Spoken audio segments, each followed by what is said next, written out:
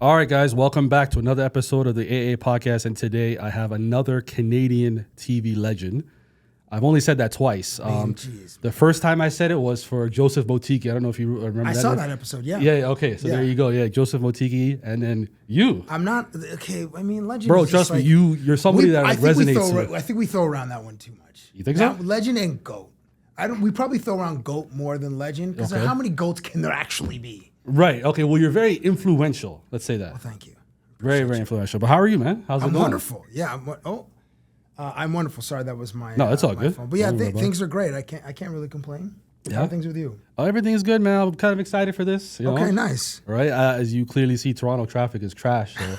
Wait, you're the first human that I've ever seen rock an. I know this is an audio medium, but my guy is wearing an OKC Thunder baseball cap. I've never seen anytime. Salute to SGA, but I've never seen one. I bought this in the era when they were trash. Like it was just Westbrook and a bunch of people. Oh, so after KD leaves and after James Harden. I only bought this hat not because I'm a fan of OKC. Actually, now I am because the team is nice. I just bought it because nobody has it.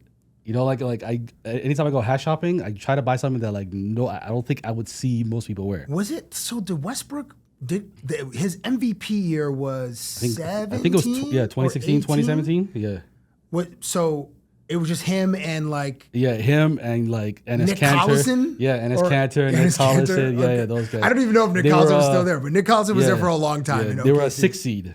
Okay. It was a year that Westbrook did triple doubles like crazy. Right. One of his 3 years where he averaged. And that's when the narrative changed, where the MVP didn't have to be on a team in the top 3 or 4 in the conference. Correct. Yeah. You're right. That changed everything. Seed, that's a good point. Yeah, it definitely changed everything. But I kind of think it was well deserved because at that time, nobody. He's a Hall of Famer. Yeah, no one ever did a triple double, so which, like you said, it took over the narrative. It's something no one's ever done before. I think if he averaged 45 points a game and 2 assists, he probably still would have got it as a 6 seed because it's something no one's done since Will Chamberlain averaged it's something extraordinary. Yeah. Right? The year that Kobe averaged 35, so he led the league in scoring. They were an 8 seed in 2006. They were, yeah. And that's when Nash won his first. I think it was first or MVP. Second. Yeah, one of those two. Yeah. Maybe it was his second MVP. Yeah. That he won. Anyway. SGA. Yeah, he's dope. Okay. Don't let me take over your podcast. No, it's all good. It's all good. I was going to ask you a cliche, traditional, how'd you come up in the city? Were you born here? Were you raised here? Where'd you grow up? I was born at Mount Sinai Hospital, and I don't know if my parents planned to have me there. Okay. Or maybe they're just downtown that day, but I was born at Mount Sinai Hospital right at University in Girard. Okay. And we lived all over the city. We were kind of nomadic, bro. I lived... Dow Mills and Eglinton is where we lived when I was born. Then we moved to... slow down. Dow Mills and Eglinton? Yeah, Flemo, bro. That's where How many years were you there for? A year. Oh, just a year? Okay, no, because I grew up in that neighborhood. Oh, you did? Yeah. I lived there my first year at Ryerson, 35 St. Dennis Drive. I think when I was when I was 0, I think we lived at 31 St. Dennis Drive. Okay, all right. Okay. And then we moved to we lived at Martin Grove and Finch, Kipling and Albion, Caledonian, St. Clair. My dad I just saw my dad 2 weeks ago, and I can't, from 1 to 2 we lived somewhere. We're doing 1 year leases back in the 70s where the rent was probably, I don't know, $300. Now it's $3,300. Yeah. But we lived a bunch and then from 5 to 10 I lived at Jane and Finch. Then we moved to the opposite end of the city. I was at Kingston Road in Woodbine. And then when I was 12, we moved to Cambridge, Ontario. So my high school years, from 12 to 19, were in Cambridge, Ontario. Then I moved back to Toronto to go to Ryerson. I lived downtown, Yonge and Girard. Then I lived at Bathurst and King. Then I bought a place uptown at Bayview and Lawrence. And I left the city in 19, moved to Vegas for a couple of years, and now I live in Calgary, Alberta.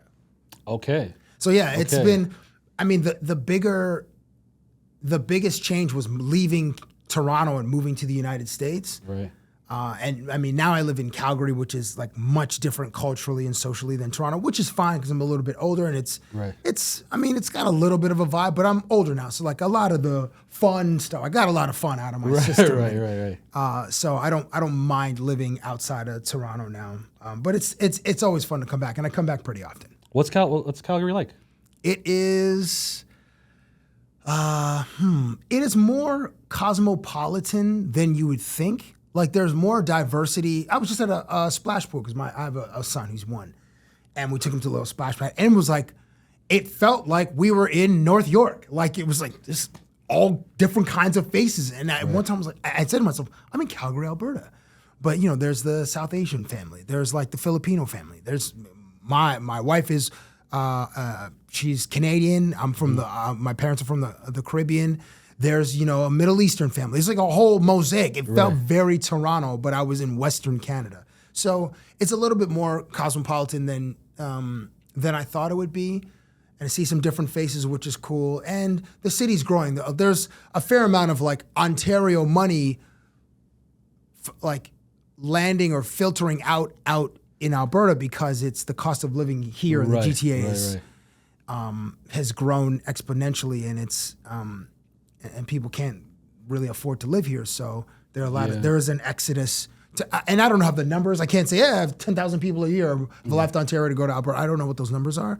But anecdotally, it feels like there's a fair amount of people that have either invested in property in Calgary or are physically moved there.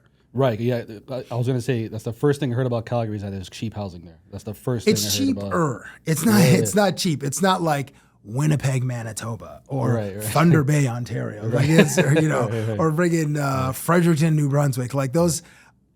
And you know, I'm saying this confidently, but I don't have the data, and I hate speaking like factually without having the data to support my position. So again, this is totally anecdotal or totally gut feel, but it is cheaper to live in Calgary, but not necessarily cheap. There's some monster houses out there, and it's like an oil and gas, like the heart of oil and gas in our country. So I'll just be on either like just walking in a different part of the city, having ice cream with my girl, and just like, who lives in these places? These are gigantic houses. Somebody does, and good for them. You mentioned that you were in Vegas. Did you get hired by like another broadcasting company to be out there? So I worked for Bleacher Report, and Bleacher Report is a business unit of Turner. So I was like Turner. I was hired by Bleacher Report, but Turner was also on my contract. Anyway, I was there for 2 years, and working in the betting content space, and it was formative for what I do now at Sportsnet because I learned. We were at the Caesars Palace Hotel every day. Our production office was on the 2nd floor. Our stage was in the sports book at Caesars. On the weekends, on Sundays, we did myself and a co-host, her name is Kelly Stewart. We hosted an NFL like football show where she would give out picks, and she would discuss like matchups, and she would bring her wealth of information and analysis and give out some picks.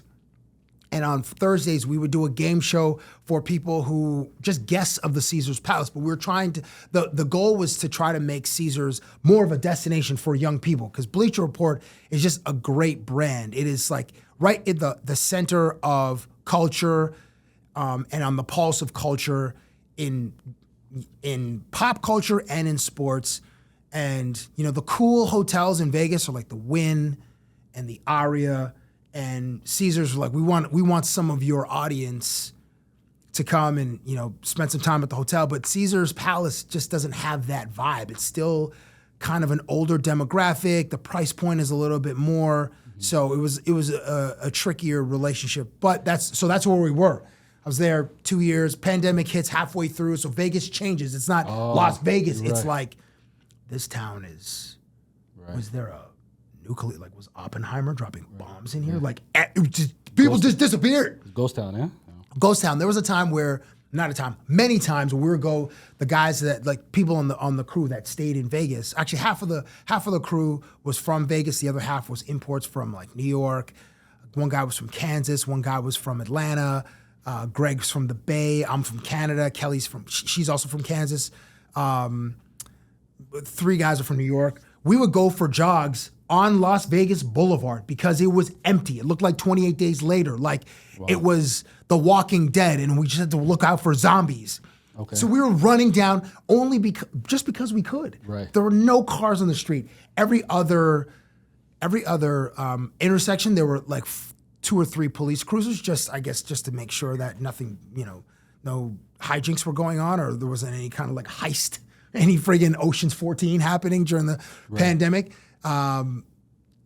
So yeah, that unfortunately changed my experience in Las Vegas. Had I been there 2018 and 19 and 20 versus 19 to 21, then I would have had a different experience. Okay. Minus COVID, the whole pandemic, they're saying that Vegas can hold an NBA team. Oh, yeah. You've been there. Yeah. Can that city sustain a new basketball team? The way they embraced the hockey team was incredible, dude. And they won the cup, right? They won the cup. Yeah, which is hella crazy. That the owner was like, he said in his, like, I don't know if it was the introductory press conference, but year one, he's like, our expectations is we make the playoffs in 3 years, win the cup in 6. Right. They make the playoffs in year one. They go to the Stanley Cup Finals. They lose to Ovechkin. But in year 6, they win the Stanley Cup. This year, they beat Florida. City really embraced the hockey team. It has embraced the football team too. But unfortunately, the stadium was built during COVID. So like the first year, there weren't fans. 21, there were fans. 22, there were fans, and that building's packed. There's a nightclub in the stadium is beautiful. It looks like a portal to outer space. Right. Like when the aliens arrive, they're landing in Las Vegas first, and then they're dispersing. They're like, we got to go see our cousins that are at Area 51. We know we have the coordinates. We've triangulated from, solar system B75 Alpha Delta, and now we're here looking for our cousins in these tanks. Mm-hmm. And where's Will Smith? Because we owe him a punch in the face too, because he punched one of our brothers in the face in Independence Day. Where's Will? Anyway, it looks like a portal. It's beautiful. So yes. I'm confident that Bron, because Bron is a man of influence, and he is, they say that that like Tom Brady was a system quarterback. Okay. Peyton Manning, when he moved around, he was the system. Michael Jordan fell into the perfect situation. Head coach Phil Jackson, Tex Winters designs the triangle offense. They build a team around him. Jordan stays in Chicago for 13 of his 15 years. Bron, wherever he goes, he is the system. The personnel has to change to build around him, but it's Bron. This guy's had, I don't know how many head coaches he's had, 4 or 5 or whatever. My point is, God, what was my point? I was getting on the system. That was my point. We were talking about. Oh, yeah, Bron. He's a man of influence. Yeah. Brilliant. Bron doesn't have any. His greatest misstep was a TV show announcing that he's going to go play in Miami. Right. The guy's been in the spotlight since he was 16 years old, on the cover of Sports Illustrated magazine as the chosen one, and he gets a tattoo on his back. Like, this guy doesn't miss. So him and he's got partners. He is a small limited partnership in the. That Boston sports group. Oh my gosh, what is it called? The Fenway Group, I think. Yeah. That own the Red Sox. I think Liverpool soccer club or football club. Yeah, shares with that. So, Bron, I'm sure Bron will have great partners and will put together. Be able to get the leverage of, I don't know what a new basketball team can be, 2 or 3 billion. Like, that price tag is going to be very high, because the owners are like, we want. Just to join our club, true, yeah. Each one of us needs 60 million or 80 million just to join our club. Right. And then, so it will be able to sustain it. And bro, by the time 2030, there might be a baseball team there too. Like, all 4 major sports should be in Las Vegas. And the F1 is there every year now for the next, I think it's 10 years that, and I believe the F1 is paying for year 1 of the Grand Prix, which is happening in November. Obviously it's a world-class city, and when I lived there, I lived 20 minutes away from the Strip, and I'd only go to the Strip when I wasn't working, when friends or family were in town, because you have access to the greatest restaurants in the country, the greatest entertainment arguably in the world. Like, the competition level for your entertainment dollar was so high, so everything has to be a show. The comedians have to be on point. Obviously, like the Cirque du Soleil, like all those stage shows have to be like A+ entertainment. You have Usher roller skating backwards, my dude, singing "Don't Waste My Time" with LMA. Like, Usher is a legend, true legendary performer, true legend. Bruno Mars, another legend. Like, you have these residency. Actually, when I was there, Drizzy was doing a one night a month at the Wynn, and probably just getting crazy paper to do it and just putting on a great show. So anyway, Las Vegas was awesome, and for sure, I know that you asked me a question 45 minutes ago. It's okay. I was gonna scale back because you met MJ, and I saw a video. You hugged him. Yeah. How did that go? Uncomfortably. It was a highlight of my life. I'm gonna okay, all right. I'm gonna be speaking to John Daly soon. Okay. And I'm gonna tell him my story, how I hugged Michael Jordan for like 7 full seconds.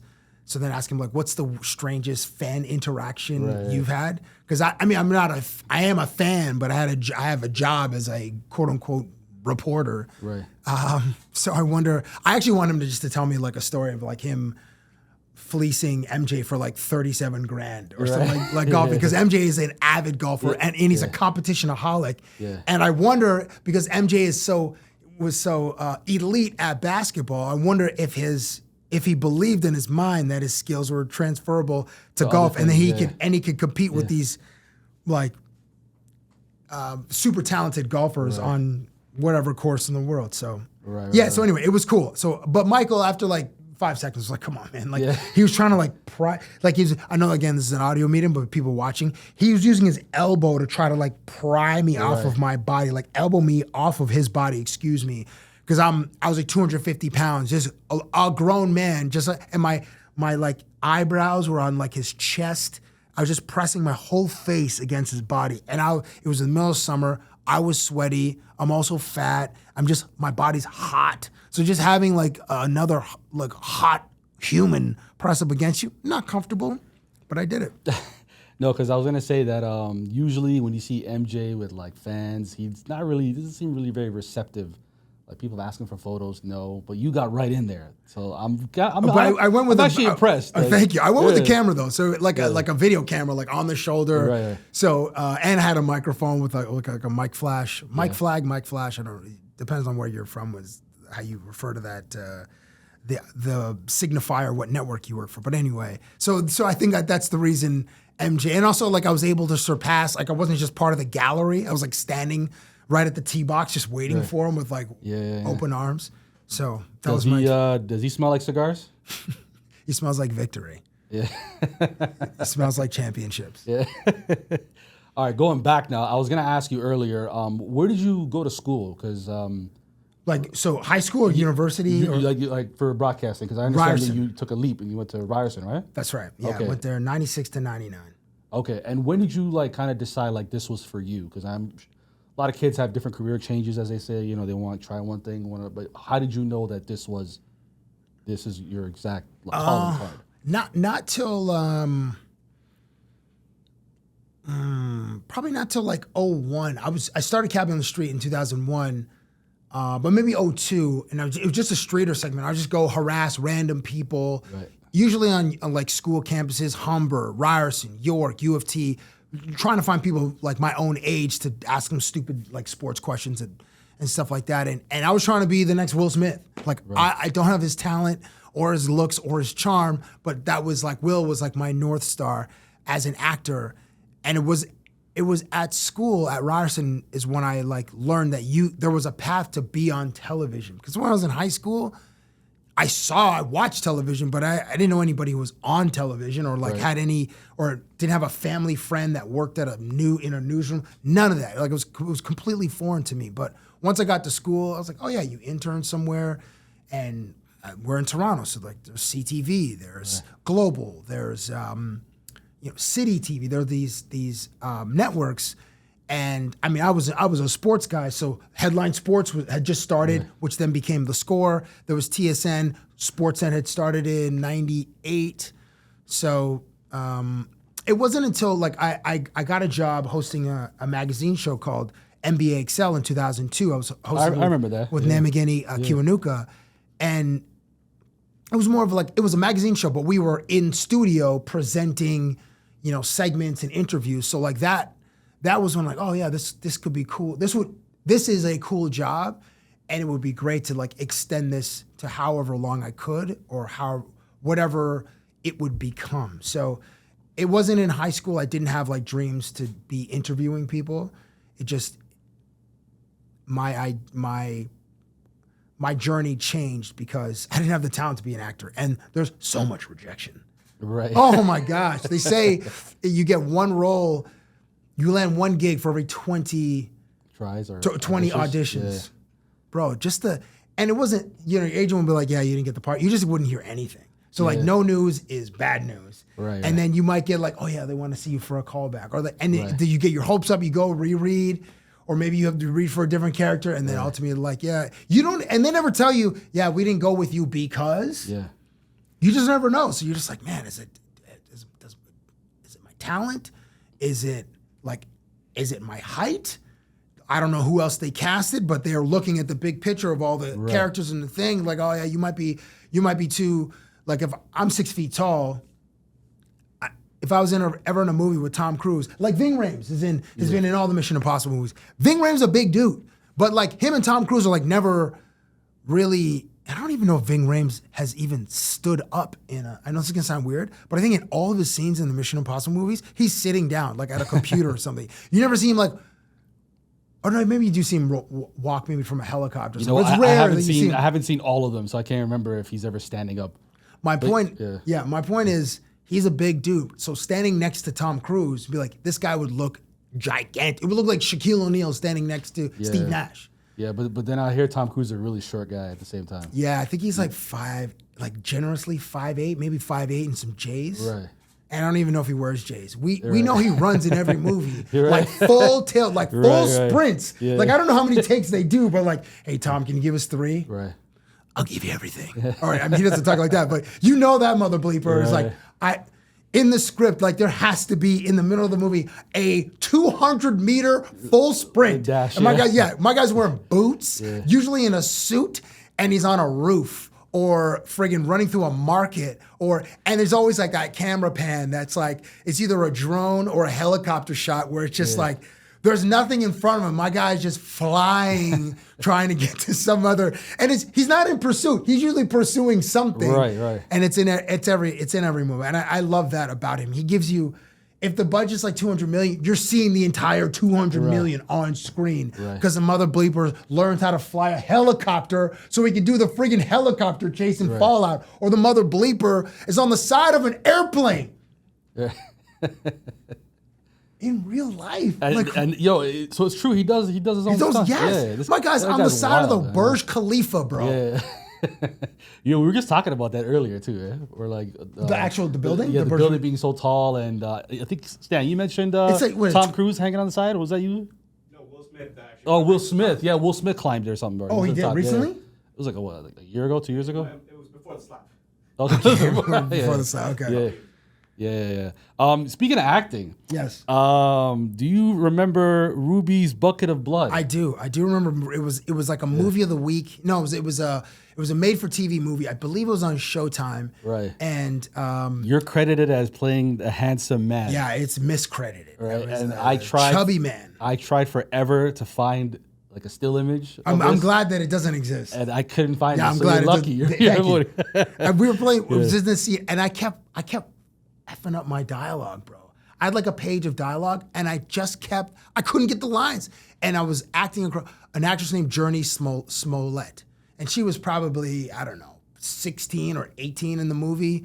And I was like some guy. And I don't even remember what I was trying. I guess I was trying to hit on her or something. Yeah. But like playing pool, saying the dialogue, man, we were there till like 3 o'clock in the morning. The director at one point's like, he got pissed. He's like, just stand right here and say the lines. I'm like, okay. Which made it worse because, you're standing there and there's like 60 people watching you, and I just kept fumbling my line. So yeah, Ruby's Bucket of Blood. I think, I can't remember. I believe Angela Bassett was in that movie. I think. I think so. I think she played the lead cover, in Russell something, an actor named Russell. Yeah. Was that shot here or did you it was in Toronto? No, it was in Toronto. Okay. And all the movies and small parts that I did were all in Toronto. The only one that I traveled for was Kevin Durant's mom had like the Wanda Durant story. That was a TV movie, and I flew to Vancouver to be like a sportscaster, and we just shot on a green screen. That's the one. Salute to Nelson George who hired me for that. That's the only time I had to travel for a movie. Okay. Do you remember that you were a voice in a video game? Yes. It was like Mega something X something. Yeah. I was doing the voice of like some of the fighters, Yeah. and I had to do like all the like the body blows and like just the sounds of people getting hit, of these characters getting hit. It was like a full day of recording, and sometimes I was like yelling like like it was like some kind of beast. And there were just photos of the characters on the wall, and you had to just pretend, or you had to like summon what you think these characters would sound like. And that's just pure imagination. Like, all right, I'm going back to like when I was 8 and I'm playing friggin' with my WWF figures, or I'm like summoning Grimace from the Transformers. So that's it was a Japanese company too, because they were Japanese. I thought I wrote the name down too. They were Japanese game designers that were there for the recording session. Mm-hmm. And they just shot it in Canada because it's cheaper, I'm sure, than of course, getting American tax breaks and stuff. Yeah. Yes. Your interview style is very unique. Is there anything that you credit that to? Like, what's your inspiration for your unique style of interviewing? Because I don't think there's anybody else out there that does what you do, except maybe TikTok people, and they're like, just they're doing like 12 years old. Streeters. No, I was just I'm just like obnoxious in real life and very animated. So the way that I would carry on with my friends is the way that I carry on camera. And I could tell. Yeah. Thank you.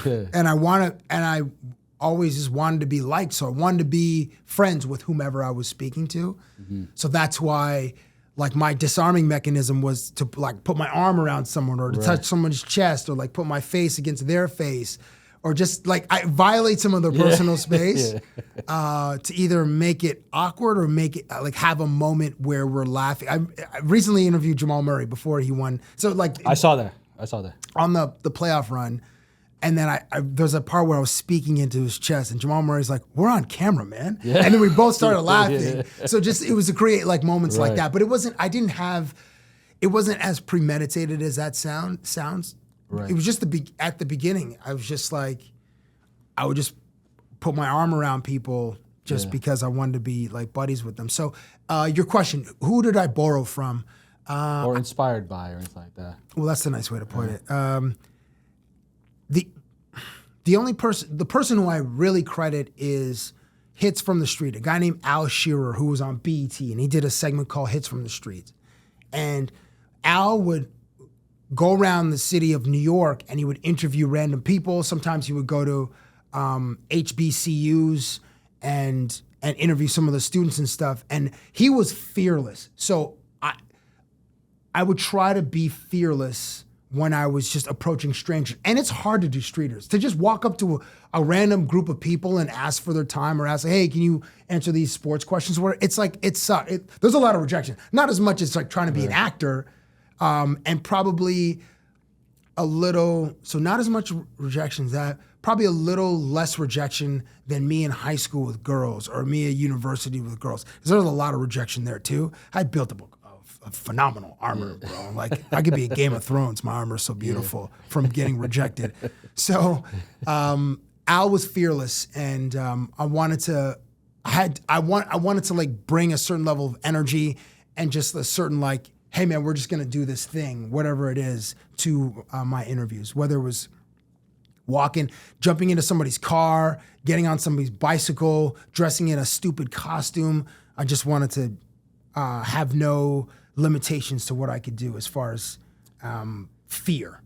Do you ever get nervous? Yeah. Last time I was nervous was I just interviewed Mookie Betts, a player for an all-star for the Los Angeles Dodgers, and I'd interviewed him before. He's a small guy too, like Tom Cruise. He's probably like 5'9", $160, but we had our time cut short. So I'm coordinating with the PR guy from the Dodgers. You can do the interview at 2:45. We get there at 12:35. 2 hours to get in my zone, set up the cameras. Mm-hmm. We hired a local crew from LA. So it's around 12:57. The PR guy, so we're asking him about the music. Like, hey, when we do this thing at 2:45, can you make sure that the music in the stadium is turned off so it's quiet? He goes, sure, I'll come back. Let me go find out. Comes back, he's like, Mookie wants to do the interview in 15 minutes. I said, 15 minutes from now? He's like, yeah. I'm like, it's 12:59. We thought we were doing it at 2:45. Then it's a scramble. Guys go grab their camera gear. They're setting up the the monitors on top of the cameras, plug in their lights.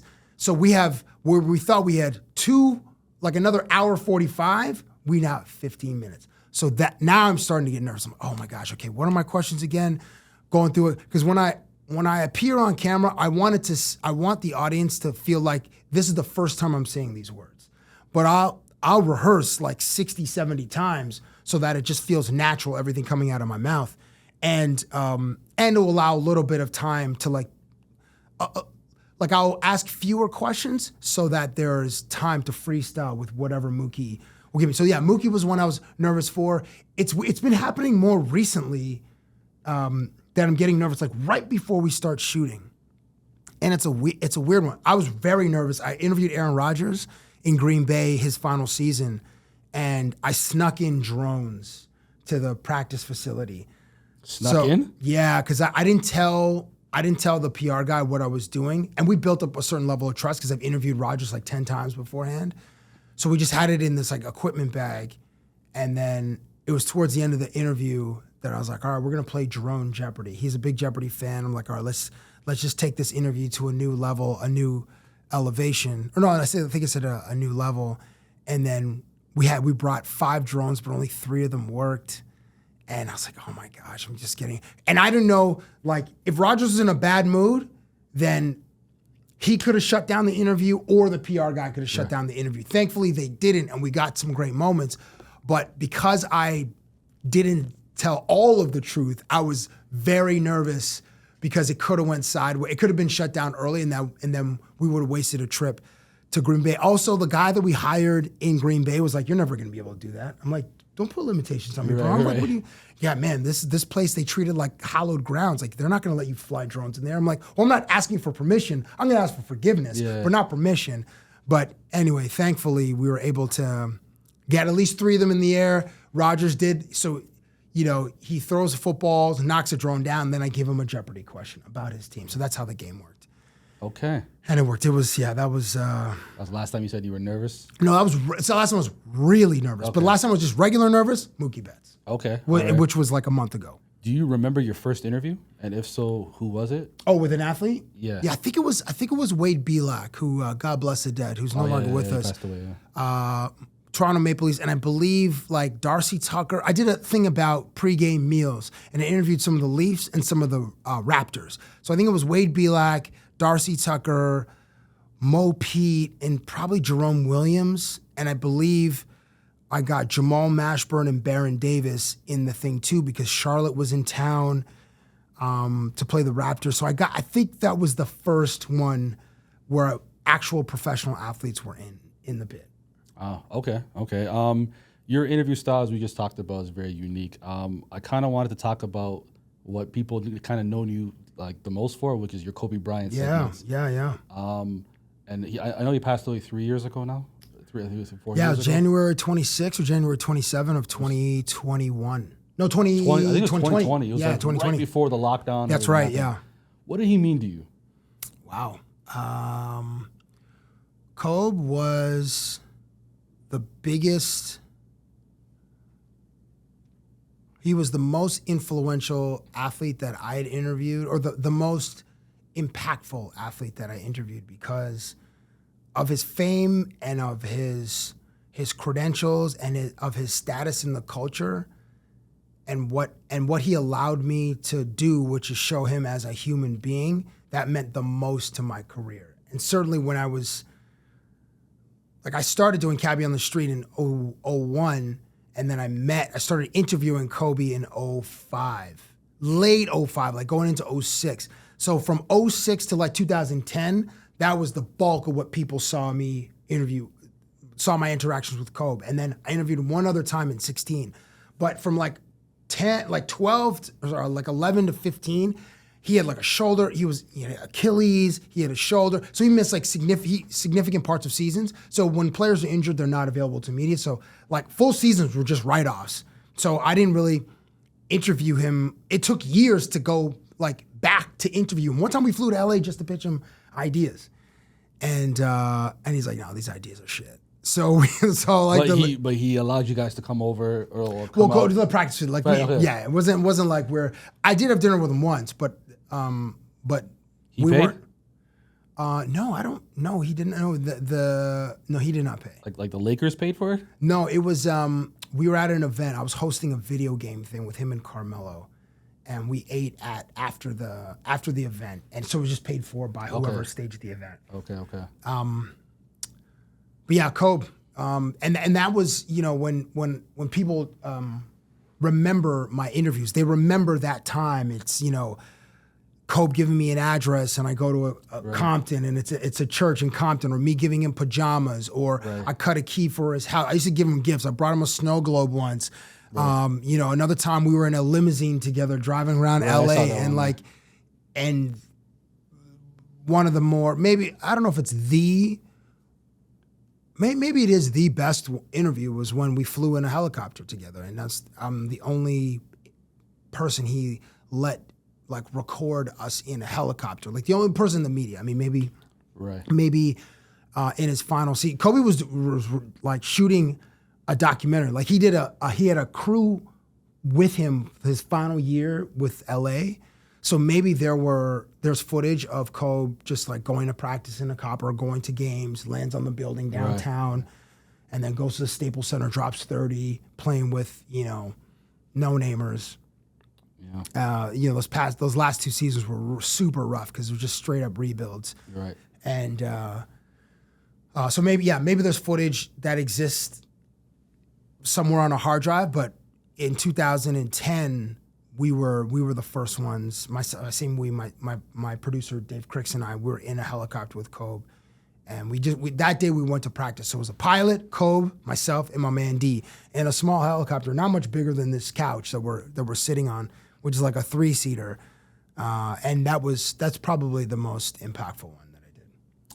That's actually quite remarkable. I know, because of the way that he left us, bro. It hit me hard the day that I found out. I was like, kept refreshing TMZ. I was like, this can't be, and then just like flood of calls, texts. You know, I'm texting people. I text this one person on the Lakers. She's on the flight. They found out on the flight from Philadelphia going back to LA because they played in Philadelphia the night before. And then just like TMZ, like if it's on TMZ, it's, you know, it's legit. Yeah. They don't really miss too often. Yeah, because Kobe in interviews, he's a very like serious, strapping type of guy, but you were able to kind of get through to him, like even like sarcastically. I mean, he would try his best to kind of like not show it, but I could tell he really enjoyed talking to you, just like hanging out with you. So my question is, when did you feel like you were kind of getting into the mind of Kobe Bryant? Getting into his mind. Because you've interviewed like Kevin Garnett, I've seen you do little sideline stuff. Thanks. Kobe Bryant thing took a little like. So I'm trying to ask like, where did you feel like, okay, I think he's gonna really enjoy seeing me now? Okay. Probably after I think the second interview in LA. So the first one was 06, and the next one was in 07, and that's when I brought him pajamas. So he decided to let his guard down after the first time we met in LA in 06, because I interviewed him in Toronto before. So it was Toronto a few times, then at the All-Star game in Houston in February of 06, and then I went to LA in December of 06 to sit down with him. So actually, I think maybe by then he decided to let his guard down because he was playful. Right. But then like the following year when I'm bringing pajamas and stuff, and I asked him for like his email address. He's like, I don't do email. I'm like, you don't have an email? You don't even have like a Hotmail account, bro? So yeah, and I don't think of Kobe every day, but when I do think of being, it's just I either miss him deeply, or I'm just like so grateful that he allowed us to see him more as a regular human being. Right. And he just chose, and I never got to ask him like, why'd you choose me to be the one that you're like, you know, I'm gonna have some fun in this for 10 minutes, and then I'm gonna go back to being a tyrant in either my workouts or the actual game. So I don't know what the answer is to that question, unfortunately. Do you remember the 2 fake addresses he gave you? And do you remember the 2 fake phone numbers he gave you? Oh my, well, the iconic phone number, I say iconic loosely because it's not iconic. It's only iconic to me. It was like 1-800 never ever call me ever. And then there was like a longer version, never ever, ever, ever, ever, ever call me ever. And then one address was 8 Out of Your Mind Avenue. That's the first address he gave me. Okay. And then the next time I saw him, I was like, hey, Kobe, I went to 8 Out of Your Mind address because at this time he wore number 8. I'm like, you weren't there. It was like some old German man. Yeah. And he goes, yeah, I gotta update that. And then it was 1251 Compton Boulevard. And we went to, when we were driving to the address, Compton Boulevard, there's an east and a west. Yeah. So we're like, all right, we'll try Compton West. And then it ended up being a church. And that was, I think Kobe just made up that address. He's like, meet me here. And then ended up being a church. I'm actually impressed that you remember like the fake phrases. Well, those things meant a lot to me, man. I'll also say this selfishly. I wish you, when Kawhi Leonard was here, that you were around doing that stuff, bro. Because if there's one person that I'll pick to get him to open up, it's you. Especially after Kobe Bryant. Kobe Bryant's not Kawhi like quiet, but he's like quiet. Yeah. See, but if you were around when Kawhi was here and he was dominating, man, we had a meeting. So Kawhi arrives in, call it July. We had a meeting with the Raps in August. We're like, hey, we want to do 5 interviews this season. Kyle, Pascal,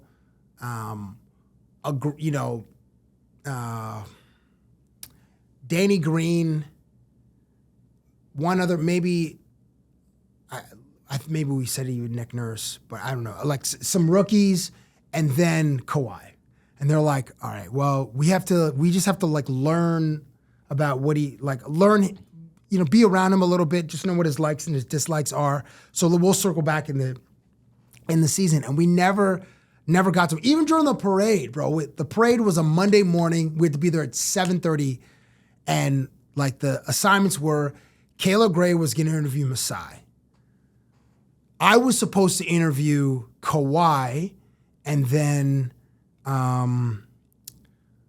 someone was and then Tyrone Edwards was gonna interview Drake, and someone was gonna get Pascal.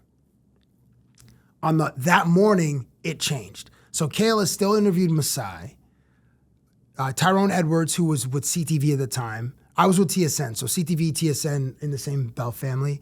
Tyrone got to interview Drake, and then Kawhi was gonna do interviews for like the global media pool, and Akil Augustine was gonna interview Kyle and Kawhi, and then there wasn't gonna be like a brand on the microphone, just gonna be a plain microphone, and those clips would be fed to like media services around the world. So I got Pascal. I was on bus 4 with Normie and Pascal. Yeah, I saw that one with Norman. Yeah. Yeah, and Normie I saw him like two or 3 months ago in Vegas for his birthday. And his boys are like, oh yeah, Normie showered you with champagne. You're a champagne shower guy. Yeah. I'm like, don't call me the champagne shower guy because it's a negative connotation of that. Like, Normie, and it burned in my eyes. Hopefully you'll never get sprayed in the face with champagne because it burns. So I didn't get to, and then in the middle of the parade, we got off bus number 4 to go to bus number 3. And bus number 3 was Kyle, Kawhi, Freddie, and Drake. We get on bus number 3, and it's a double-decker bus. So myself and my producer, Dave, because the parade moves so slowly through Toronto. So we could get off a bus and walk to the other bus. PR stops us, like, Heisman, what are you guys doing here?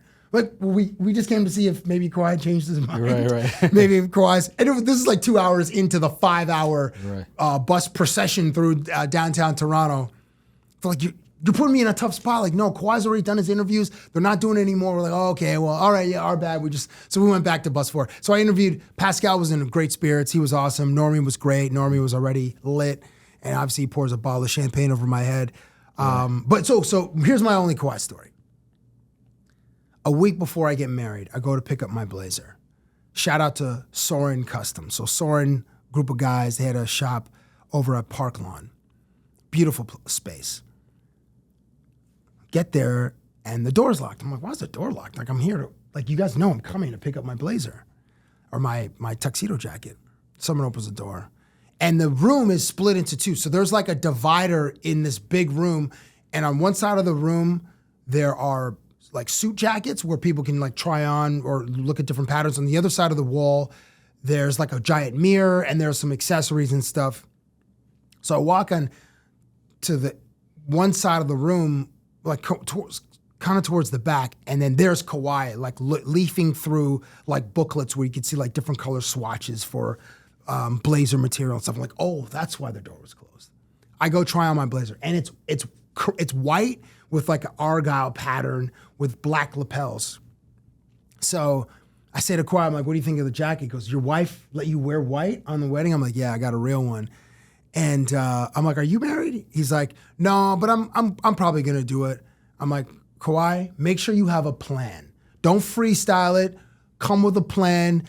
And I know you're gonna go over the words, because dudes, we go over the words that we say to our girl or whomever, but you really have to like rehearse how you present the ring to her. So I'm going, and you know me, I'm like super animated. So I go through how I proposed to my wife, which was on an airplane. And then when I get the ring box, like the ring, thankfully it wasn't upside down, so I opened the ring box, it's like the mouth of like a clam. And I opened it and it was towards me. So I had to like turn it and then present it to her as I, say my thing. So Kawhi, and I'm just being self-deprecating. I'm like, yeah, like a total complete idiot. I opened him and he's like, So I'm like, I heard like a quarter laugh. Yeah. So then after I tell that story, then I say, and never do it in an air, like a hot air balloon. There's a comedian named Pete Holmes, and part of one of his specials, he's telling the story about how he proposed to his wife in a hot air balloon, which in theory is like, oh, that's a cool idea. We're sailing over the earth and it's a great moment. But Pete Holmes is like, it's just me, my wife, and then the hot air balloon instructor. Yeah. So you're like in there for like 45 minutes, just the three of you. So it's like super awkward. So I'm like, Kawhi, don't do that. He goes, I'm afraid of heights. I'm like, yeah, just make sure you come up with a different plan, because that plan sucked. And he's like, give me another one.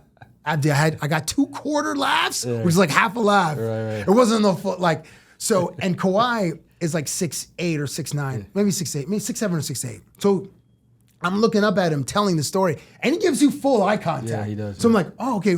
So then just watching like his face give me the quarter laugh was like a win for me. But unfortunately, none of it was captured on camera, because we were just in this private business, and I wouldn't. And like when I left with my blazer, I was like, man, should I ask for a picture? I'm like, I gotta play it cool, but like I really want a photo with this guy. But I elected not to ask for a photo, because I want to respect my guys who own the business, and they have to always, when you're dealing with famous people, trust is like the most important thing. They want to feel like they can be in spaces where they trust you, and not getting harassed and stuff by like not getting harassed, and where they feel comfortable. Yeah. And it's hard to foster those spaces. So smartly, I didn't ask for the photo, although I do want one, because I don't know if I'll never have a photo with Kawhi, but it would have been dope to have a photo with Kawhi in that time after he delivers. I got married in August. They win obviously in June. In Golden State, so he was a champion, and so I say, hey, thank you for delivering a championship to our city. Course. You're a legend. Of course. Fortunately, he didn't stay.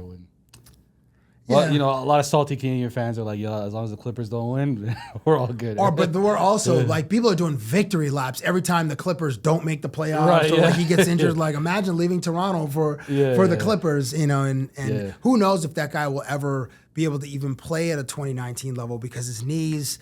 Every year there's like an issue. But we definitely had a supporting cast, because I think for his skill set, he just needed to be there at a certain time, the fourth quarter, stuff like that. But I think our team was just really good supporting cast. Had he just stayed, it probably would have won the bubble. I would take them over the Lakers. If he's, probably. Right? Exact same roster, same coaches, same sets, and then he just shows up in the fourth quarter and just goes off. Yeah. Right? And that's one more year of OG development as like a 3-and-D guy. OG didn't even play because I heard his appendix exploded. That's or something. right, bro. He was also on the bus. He was on bus 4 with Patrick McCaw, and those guys were not having a good time.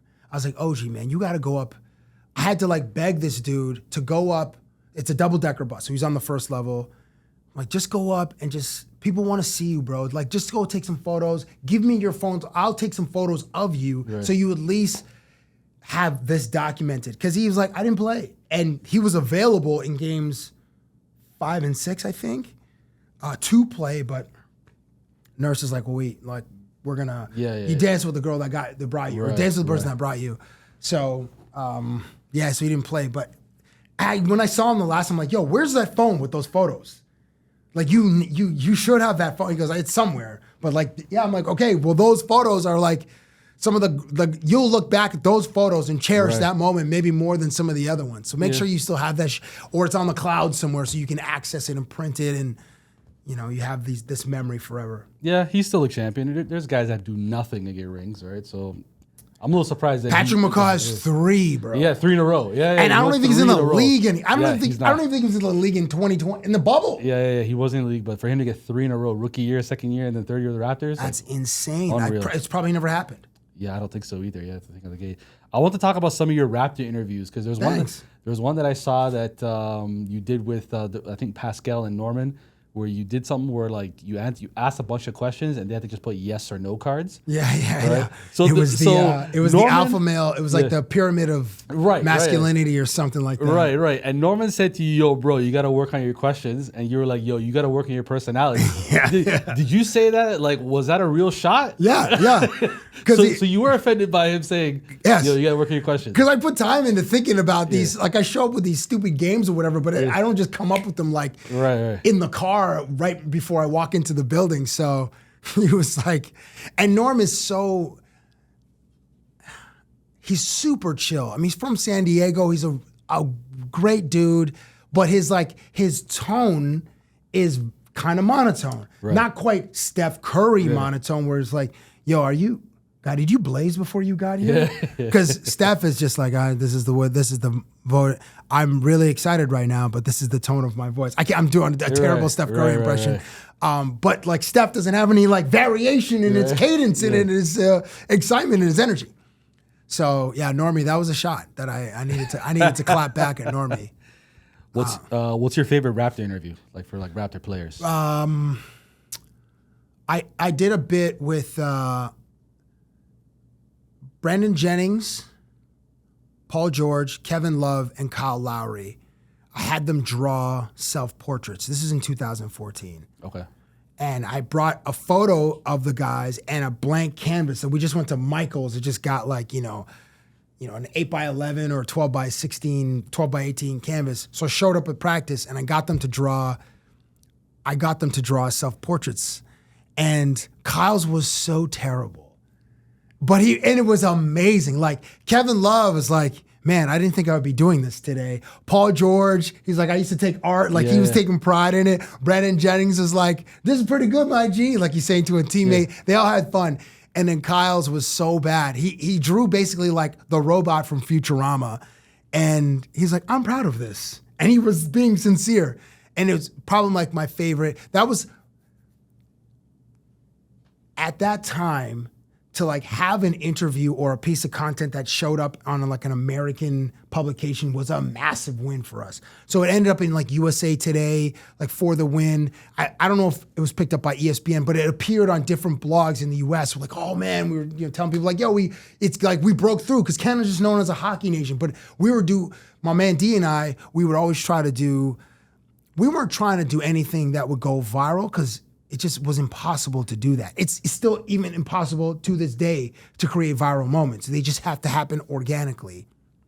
And that one wasn't viral, but it was a big win for us because we got recognized by people in the media who had no real idea who we were, but they're just like, this is so weird and so funny that we're gonna publish this content because it's a great piece of work. Right.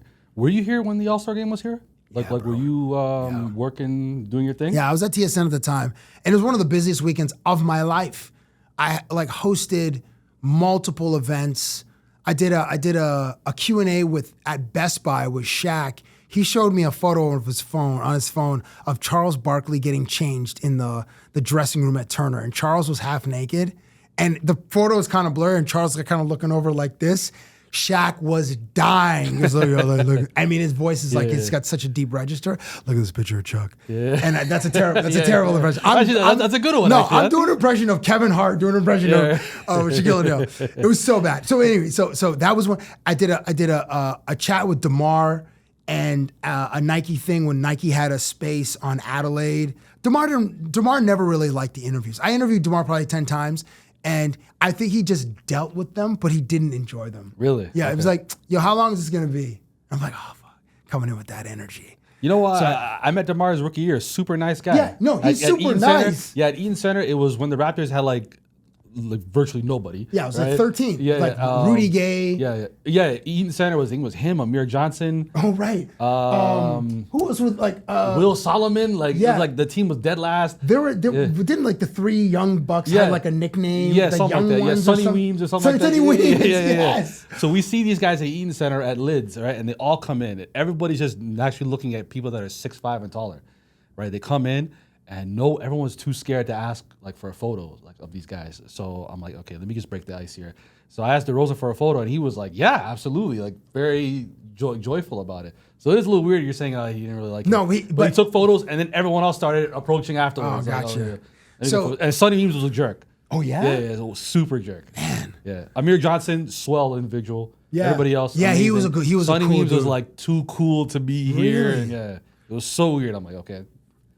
I But did you're it. saying DeMar DeRozan doesn't really like it. Yeah, he didn't really like Kyle. I told Kyle early on, I was like, the more you treat me like shit, the funnier it's gonna be. Wait, I'm like, is that the one where they caked you? Yeah, but I gave him this note years before. Okay. And I said, JJ Watt does it really well. Kobe is the master at it. Okay. So then from then on, that was our relationship. It was like, and I set myself up to be the butt of the joke just because I want the athlete to shine. It's not gonna be as funny as me taking shots at these dudes. I'm not a comedian. I don't have like a sharp sense of humor like Bill Burr or Kevin Hart. Like those guys are like elite. That's not my skill set. So Kyle did an interview once where I got him to be Martin Lawrence from Bad Boys saying, I'm Mike Lowry. Like doing that scene where Martin Lawrence is pretending to be Will Smith's character because Tia Leone's on the phone and she's in danger or whatever. So that was a win for me. He goes, Cab, man, I wouldn't do this for anyone. Oh, thank you so much, Kyle. Appreciate that. So I had a fun time with interviewing Kyle. He was probably like my favorite Raptor of all time to interview because he just let me be a total loose cannon.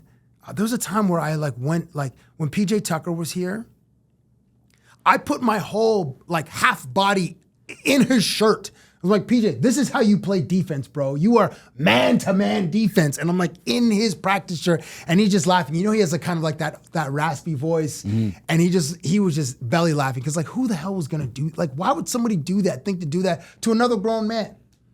I did it, and I don't regret it. Is Kyle Lowry the greatest Raptor of all time? Yes, By far?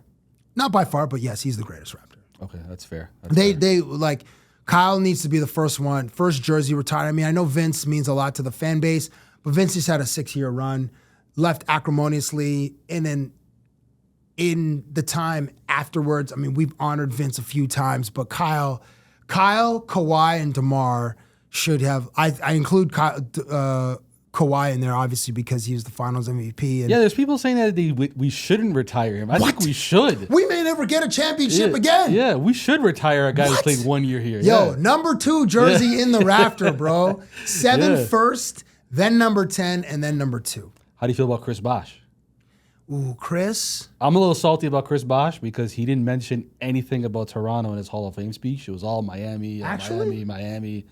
I'm just like The whole thing? I'm like, yeah, this guy he's a Miami guy. He could care less about his time in Toronto. Oh, wow. I didn't now have to watch that. I know we're recording this where the Hall of Fame inductions were. But Chris Bosh does deserve to have his jersey retired here too, technically, right? You think? Toronto was like a 3-time All-Star. I think he was like All-NBA team here. Like his individual accolades are here. Miami team player, Yeah. the defender, hitting threes, you know? That's an And interesting I think his thought, all-time popularity is here. Well, yeah, I mean, Chris Miami, Bosh with the dreads versus Chris Bosh without dreads, it's like 2 different guys. That's true. IMO. Chris, I don't know if number 4. He's probably I think he might. I think they might. he's on the Mount Rushmore. It's Kyle, DeMar, Vince, Chris. Probably Yeah. the Mount Rushmore of greatest Raptors. Pascal's climbing up there, I think. Pascal is climbing. Yeah. Pascal was the second best player on a championship team. He was. And yeah. Fred VanVleet was the heart and soul for. Oh, I guess yeah, those Fred. three- I totally forgot. They're probably going to do it for him, too. You think? I don't know. Freddie, I don't know if Freddie played long enough. Freddie was like 18 to 23. I think Fred showed up the year we got swept by the Cavs. So but I 17? think he might have been there for the second sweep. Okay, so 18. I think the second one. Yo, the LeBronto era was real, dude. Yeah, that was it Oh was a tragedy, but it was kind of cool to see. No, it wasn't kind of cool to see. Like this guy exercising his powers over But our lowly team. But that was all-time LeBron though. Like that playoff run, he swept us, and then he beat the Celtics, and he had nobody. I would say that's the best LeBron. And then he lost to the Warriors, but he had like 50 points a game or something like. Yeah, I think game one he had 50 we points. lost honorably. The J.R. Smith moment. He had, I think he had like 50 and 10 or to something. a guy, right? True. Right? Like had LeBron swept us and then the Celtics killed him. No, but LeBron at the height of his powers is like Miami 13 and 14 or 12 and 13. Like when he's shooting 60% from the field. Okay, true. Like playing in the post, like that guy was, I don't know, what was it, 29, 8 and 8 or something? Like I don't have his stats in front of me, but from what I remember, and my numbers are probably wrong, Brown was dominant. And Eastern Conference was like the Indiana Pacers. Yeah, I mean, And we're kind of the only team that, or the Celtics. Yeah. And then they dismantled in 14 when they all went, not all, but two of them went to Brooklyn. Yeah. And then I guess Ray went to Miami. That's true. Yeah, he went to Miami afterwards. Yeah. But yeah. Anyway, Bron, just an unbelievable human. Yeah, unbelievable. What I wanted to ask you as well was, you're at sports? You're back at Sportsnet today? Yes. What are you doing there exactly again? So I'm executive producer of betting content and strategy. So as the Ontario became a legalized marketplace for sports betting and mobile gaming, I came in with a strategy to build the betting content, to write how we would integrate into the broadcasts. Once the partners came on board, just like, all right, what do you guys want to get out of this? We're not gonna do like affiliate codes where we would get some revenue. Like, no, this is like a marketing play to get brand awareness for your brands. Unfortunately, the market, so the broadcasters, we oversaturated the market with betting ads, and people rejected, were like, this is too much. Because the sports audience is like half.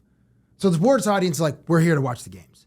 Half of the audience is like, yeah, we like betting. The other half is like, too much betting. No, we hate it. So that was one of the challenges that we faced that we didn't really anticipate. But yeah, it was a reality of what happened. So yeah, I came in with the strategy, and I'm really big on the content fostering community and building those relationships with people who like gambling for entertainment, not to make money. Like the more experienced gamblers, they're not coming to sport. They're coming to Sportsnet to watch the games, but they're not coming to us for like any kind of analysis. They have their own books, their own processes and models that they run or develop. For us, it's like we want to celebrate the wins with the people in the community. If you hit a 3-game parlay, or if Tyreek Hill goes over 100 yards and you have like Tyreek Hill over 99.5 yards as a player prop, like we want to celebrate with you. So that's a big part of the strategy that I developed. Okay, and you're doing that from Calgary, or are you doing it, or do you have to be here to do that? I go back and forth. Okay.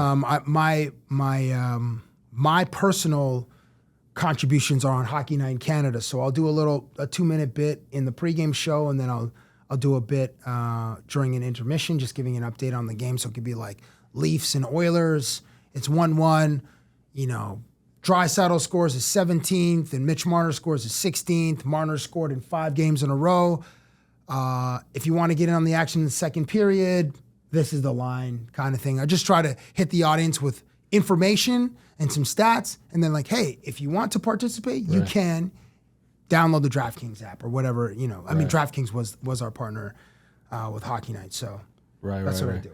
And I guess the one question that people want to know is, where's your man D? My man D still at TSN. Okay. My man D led the rebrand of Much Music. So he hired all those creators, and so he's managing that brand as well as Bar Down, as well as like the non-news content that TSN, so the documentaries, the long-form features, so he's overseeing that as well. So my man D, and we don't get to hang out as much. He's got 2 young daughters.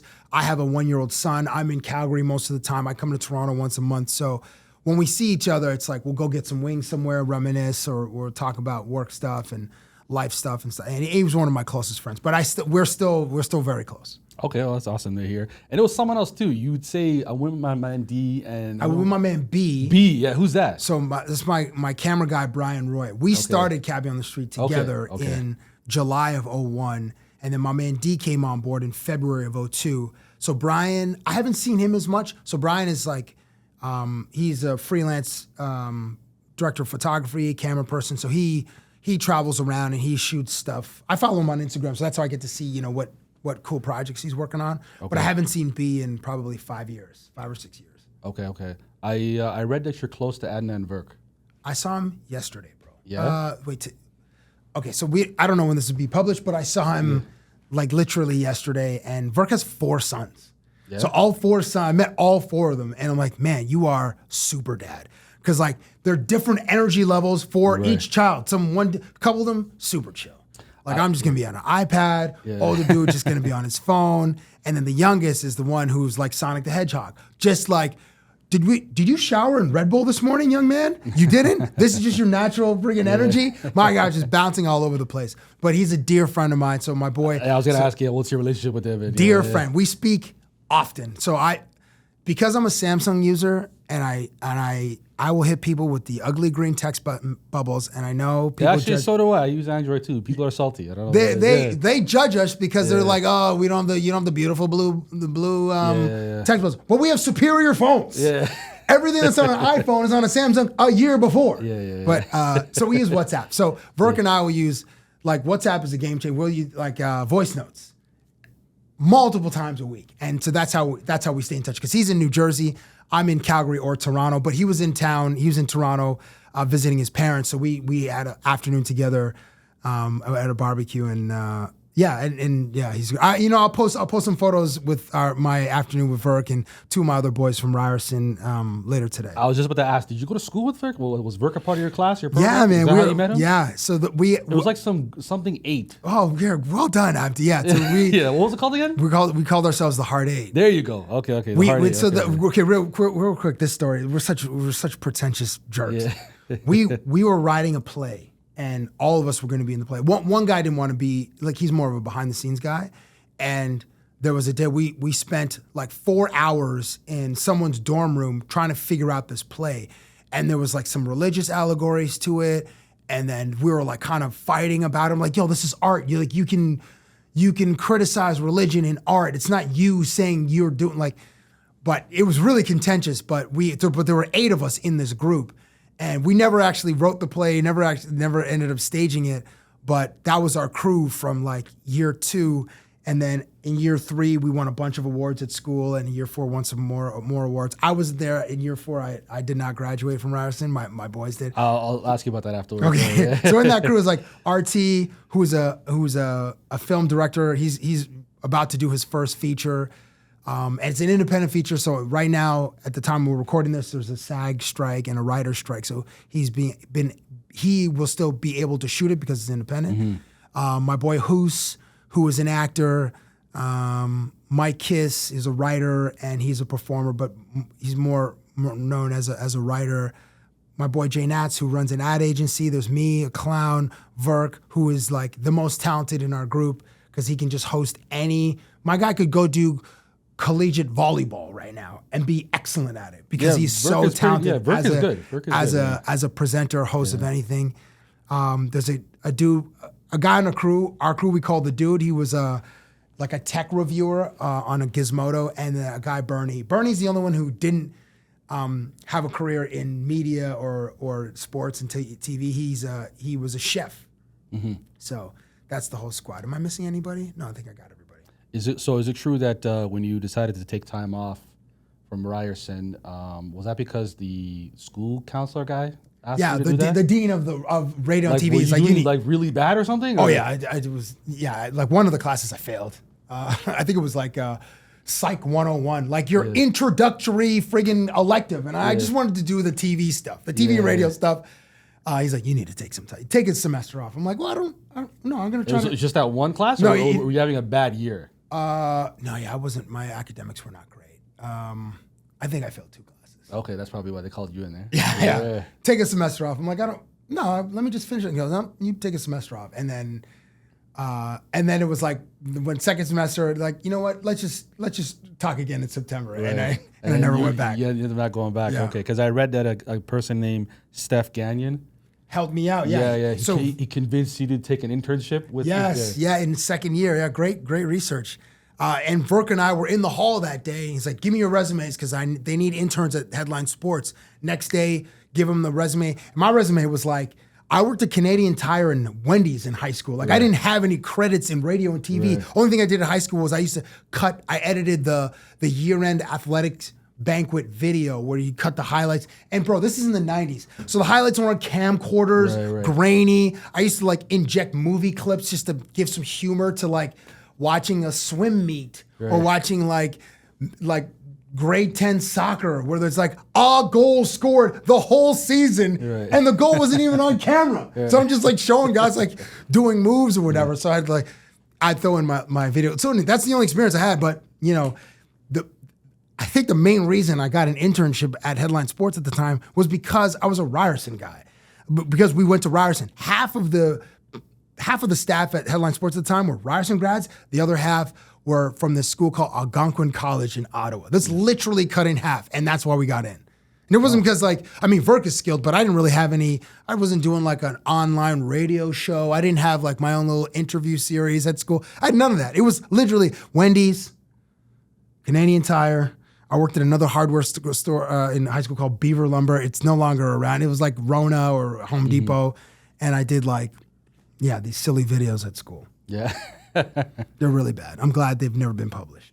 Well, that decision for you to go changed everything, right? Like, yeah, that's true. Were you nervous like doing it, or you was like, okay, no, I'm just gonna do this just so the internship?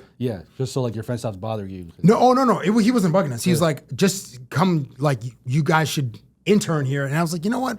I'm at school in radio and TV. I should get an internship. Right. So we just both delivered it the next day. Yeah, it wasn't any pressure at all. And also like they're gonna pay us $10 an hour. Like $10 an hour. You know, in 97, $10 an hour was like a little bit better than minimum wage. So we were like, yes, let's go. And we did. And Verk ended up going to TSN. He got a scholar. He won some award where he got like $1,000, and $1,000 felt like $10,000. Right, of course. Back then. Back then.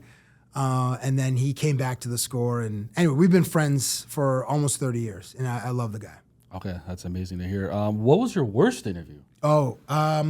Worst. There were some terrible. First one that comes to mind, I did an interview with Carey Price, where he was in a video game, like part of the marketing strategy of, what's the one where the guy has a cloak and a sword and he can travel in time? Cloak, sword, travel. Is it a video game franchise? Yeah. And they made a movie with Michael Fassbender. Oh, Assassin's Creed. Creed. I was late to the interview. I was frazzled. I needed to get a haircut. Lineup was janky. It was bad. It was like a 2-minute. The final thing was like 2 minutes, and it just sucked. But let me think of a more recent one. I know there were recent ones that were just terrible. Saw a really old one when I was a kid. You were interviewing Chris Jericho, and he took the mic from you. Oh, man. Dude, you have an unbelievable memory. Those were the NHL Awards in 2002. Yeah, that was that was in June of, wow. But I can't remember if he snatched it from you because he thought the interview was going bad, or he just wanted to show you how it's done or something like that. Oh, it's probably because the interview was going bad. That's probably. Yeah. But he's a natural showman, so yeah. And Jericho's still wrestling, bro. With he's still doing it. Right? Yeah, he's still doing it. Yeah. Hold on, let me think of one more recent that was terrible. I did one with Eli Manning. It was awful. Like we were supposed to get 10 minutes. It was, you guys have 3 minutes before he has to get on the bus. Yeah. What? 3 minutes? Yeah. Planning for 10. Oh my gosh, I was rushing through the questions, and he was like, I want to get on the bus. I'm hungry. We're going back to the hotel to eat. It just sucked. And it was, that was, my last one was really bad. That was the last one that I can think of. That was really bad. Okay. Well, Cabbie, other than that, man, that's everything I got. Okay, man, well, thanks. If you have a message for everybody, you can say it or you can keep it to yourself. My message is gratitude is the right attitude. All right, fair enough. That's it. AA Podcast, we're out. Thank you, brother. Appreciate it, man. Thank you so much.